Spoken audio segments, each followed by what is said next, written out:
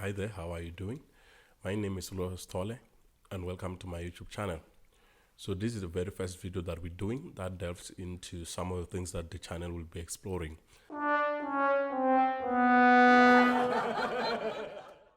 And today what I want to talk about is basically the ways in which somebody can get published, focusing specifically on self-publishing and traditional publishing. Excuse me.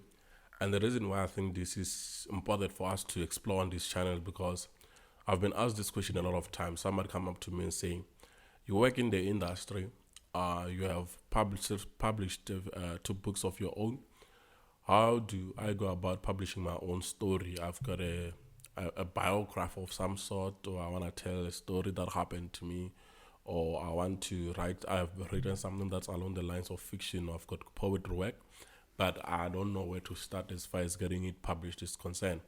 So I'm doing this video in an attempt to answer that question to say, here's how you can actually go about getting your stuff published, right? I hope I'll do that justice to it, but we will see. So, first of all, there are 2 ways to get published, and that's traditional and self-publishing. So on this video, I'm going to be exploring the differences between the 2 mediums and which one may work better for you, or the pros and cons, so that you can make your own informed decision in terms of which one works better for you.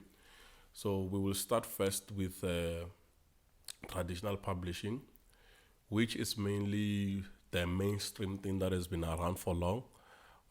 Self-publishing just came up a few years ago, but traditional publishing has been around for years. So basically with traditional publishing, the process becomes that you meet a publisher. Maybe this is someone in Penguin, Random House, or any other traditional publishing platform. So what happens is you enter into an agreement with them to publish your book, and when you enter into this agreement with them, they take responsibility for everything as far as the development of your book is concerned.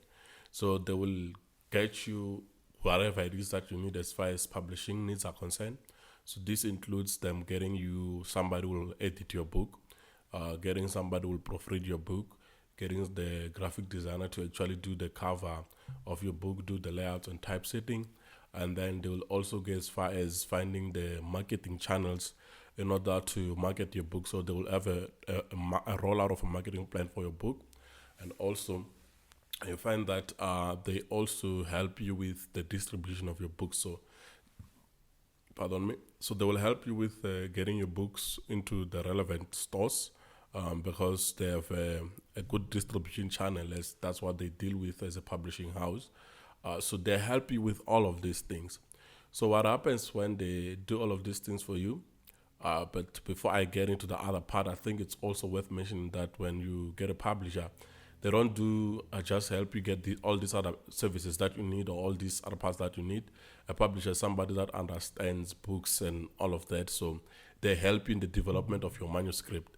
So they help you say, okay, perhaps that does not work, or this chapter should not be phrased like this, or this chapter should not be in the beginning, it should be in the end, or this character development, if this is fiction, is lacking, you should focus a little bit more time developing this character a little more.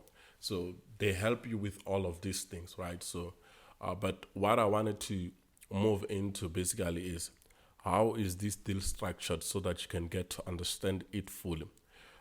So while they get you all of these things and they pay for all of these things, what happens is you get paid on what is called a royalty basis. So what happens is they own the publishing rights of the book, and then they also pay you a certain amount of money per the sale of the book. So it's not all the proceeds of the book that are coming to you, which makes sense since they are taking all the risk. They are funding the whole project. They are marketing the whole thing. They are using their own people. So if they are doing that, there's got to be something in for them. So what happens is they own the publishing rights. You own the text, but they own the publishing rights. Then they also pay you on a royalty basis. So some percentages are like 5%, some people it's like 10%. So it will depend on whatever it is that you have agreed with your publisher, right? So it means that if your book is retailing for 500 Rand, which is a huge amount. Most books don't sell for that amount. If it's retailing for 500 Rand, for example, that means for per each sale, you just have to take your percentage and see how much money you'll be getting per each sale of book, right? Which works if your book will sell well, then you'll get to make more money anyway, because if it sells a lot, that those small percentages can add up to be a lot of money over time, right? So, but then there is the unattractive thing for of traditional publishing is that it's a process whereby you have to pitch your book. You have to actually send your book in. It's either via email or you meet up with a publisher or whatever way you actually get in contact with them, right? So you have to pitch your book. They have to evaluate the book and decide if it's a book that's good enough for them to publish. Sometimes it may happen because they say it's not good enough, either because it's just not good enough, or it's an issue of they are not focused on publishing such manuscript in their publishing house. It's not in line with what they're trying to publish at that point in time. Either way, it can get rejected or it can get accepted. So when it gets rejected, most people have to ask themselves the question of, do I just abandon this manuscript, or do I take ownership of it and try to make it a reality on my own? So that's how most people get into self-publishing. So basically, self-publishing, it's a process whereby you take responsibility for the whole process of the book and the funding of the book. So what you do basically is you say, I will find the people I need in order to make this book a reality. So you'll write it and do all of it that is necessary. Then you go and hire an editor. You pay an editor, there's plenty out there who can do this for you. You pay an editor in order for them to edit the book for you. Then you get someone who is going to do the proofreading for you, and then you go get somebody else that's going to do something else for you. So you basically take control of the whole process, and what you do is you pay all of these people, right? If it's an editor, you choose to pay them. If it's a proofreader, you choose to pay them. You go and source a graphic designer, and then you give them the brief, what you want for your cover, and then you pay also those people. So it's an easy process when you think of it, because these days there's a lot of self-publishing houses, and what self-publishing houses do basically, they package all of these services, right? Your proofreader, editor, graphic designer, all of these things. Then they present them to authors who want to self-publish, so that they don't have to go and look for all of these people in different places. So they come to you and they say, you want to publish a book, we can help you get this on 1, 2, and 3, and 1, 2, 3. Sometimes they even get you a self-publisher who will even help you develop your manuscript.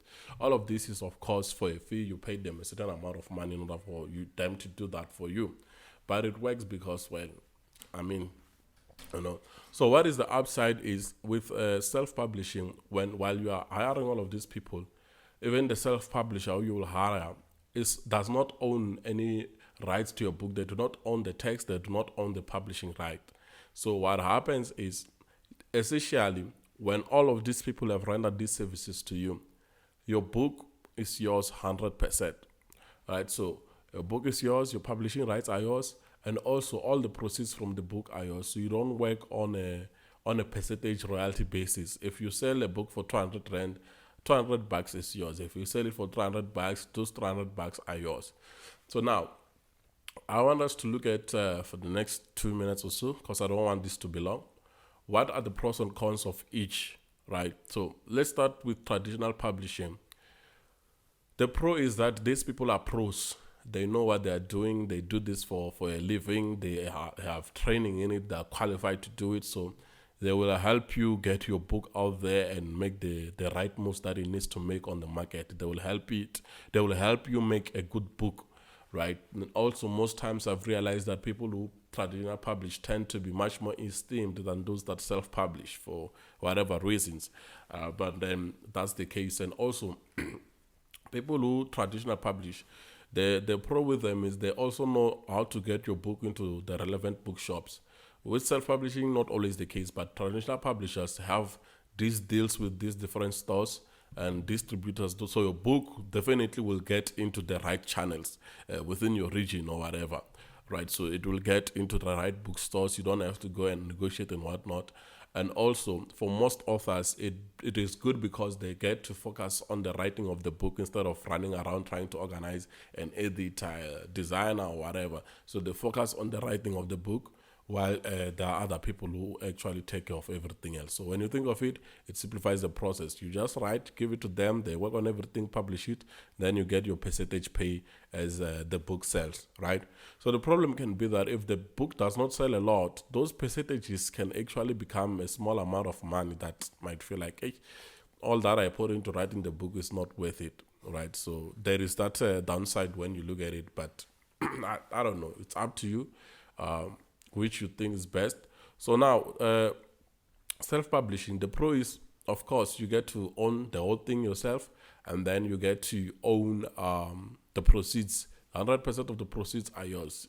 If the people who actually helped you to publish, you don't even have to keep in contact with them. They can help you do all of those things. Then after that, you go and get another printer or whatever to print the book for you, and then you sell it however way you actually want to sell it. Actually, just spilled my tea here. So yes, excuse me. So yes, they do that for you. You get to own 100% of the proceeds, so you own everything that's going on. And I know for most people it becomes attractive because you're thinking of owning 100% of the man. But sometimes what happens is if you self-publish, some people who self-publish don't spend enough time or sufficient time on the marketing of the book. And the downside of what happens is you have this book that you have written and everything, but it's not selling because it has not been marketed. So essentially what happens is you own 100% of nothing. So your book is not getting into the bookstores, it's not selling to those that you're trying to sell out of your boot or out of your car, as the saying goes. It's not selling. So what happens is you own 100% of nothing basically because there are no profits that are coming in. So if you go the self-publishing route, you have to be willing to put in the work because it is a lot of work. You need to be willing to market your book and work on making sure that your book is of quality, because some of these people that are self-publishing houses that supposedly say they can help you, they don't even know what they're doing. So they can actually say they're helping you, and then you find your book is it's not of good quality. So there's no quality assurance there. But if you went the other way, the possibility of it being done well is very higher because they have got the experience and they know what they're doing. But all in all, you can get good self-publishers that know what they're doing. Those that own traditional publishing houses do have a wing which helps people to actually self-publish. So if you can find those, you probably do well. The fee might be higher, but you just have to look at it in terms of, are you looking at the price or are you looking at the quality of what you actually have, because your book will be something that will transcend time. So I don't know what it is that works best for you. Either way, I just wanted to come in and talk about that. If there is something that you would still like to ask me or something that you would like me to expand on as far as the topic of traditional publishing and self-publishing is concerned, you can just drop a comment and then I'll try to actually answer some of those things. Yes. Cheers.